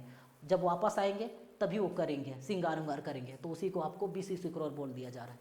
तो ये 3 होता है, फाग सेंद्रा होता है, बीसू सिकरोर होता है। अभी ये बीसू जो है वो वहाँ पर भी देखे थे शिकार, एक क्वेश्चन पे और आया है बीसू इसी क्वेश्चन पेपर पे, ठीक है। ये मांग शिकार ऐसा कुछ नहीं, शिकार से संबंधित नहीं है। तो इस क्वेश्चन का आंसर क्या हो गया आपका, मांग शिकार हो गया, ठीक है। एक जनी शिकार होता है, एक क्या होता है आपका, जनी शिकार भी होता है। संभवतः ये जनी शिकार, जेठ शिकार को ही जनी शिकार ऐसा संबोधित किया होगा। जनी शिकार ये तो और सबसे इम्पोर्टेंट है, ये रोहतासगढ़ जो है ना उसके उसमें होता है। जिस समय मुगलों ने आक्रमण किया था रोहतासगढ़ के किले पे, ठीक है, तो वहाँ पर जो ये जनजाति महिलाएं जो है वो मुगलों से पुरुषों के वेश में युद्ध किए थे और हरा दिए थे मुगलों को। बाद में पता चला कि किसी ने बता दिया कि अरे जिससे हारे वो तो महिलाएं थी, फिर अगेन आक्रमण किए, तो इस बार मुगल से जीत गए। तो ये लोग भाग करके उसी समय उस वाले क्षेत्र से, बिहार वाला जो रोहतासगढ़ है उधर से ही क्या हुआ, इधर कूच किए सरगुजा की तरफ। तब से ये लोग क्या करते हैं, जनी शिकार मनाते हैं। और ये क्या होता है, 12 साल में एक बार करते हैं। अभी शायद ये उत्सव इस बार हुआ था जनी शिकार, है ना, 12 साल में एक बार। और सिर्फ ये शिकार जो है वो महिलाएं करती है, महिलाएं पुरुष के रूप में निकलती है, पुरुष के गेटअप में शिकार करने जाते हैं, पुरुष लोग नहीं जाते हैं, ठीक है। और इसी के कारण, अच्छा, इसी से संबंधित है आपका वो गोदना वाला भी, इसी टॉपिक से संबंधित है आपका क्या, गोदना वाला। कौन सा वाला गोदना, वहाँ पर अच्छा एक क्वेश्चन बताया था ना, गोदना के बहुत टाइप के क्वेश्चन पूछेंगे, तो एक क्वेश्चन बनेगा कि गोदना का आकृति से भी क्वेश्चन पड़ता है, ठीक है। तो कौन सी जाति की महिलाएं ये इस आकार का गोदना गोदवाते हैं, ठीक है, 3 खड़ी लाइन, ठीक है। तो ये 3 खड़ी लाइन का मतलब है 111। तो एक्चुअल पे ये रोहतासगढ़ में 111 लोग जो शहीद हुए थे, उन्हीं की याद में ये लोग क्या करते हैं, वो 3 खड़ी लाइन वाला गोदना गोदवाते हैं, उराव जाति के लोग, ठीक है। तो इसको भी वो उस गोदना वाले में पढ़ेंगे अच्छे से। तो उसी से ही ये गोदना से ही संबंधित आपका क्या हो गया, ये जनी शिकार भी हो गया। और ये अनुष्ठान है, ये मतलब ऐसा नहीं कि सिर्फ शिकार किए, वो शिकार का वो फेस्टिवल की तरफ सेलिब्रेट कर रहे हैं।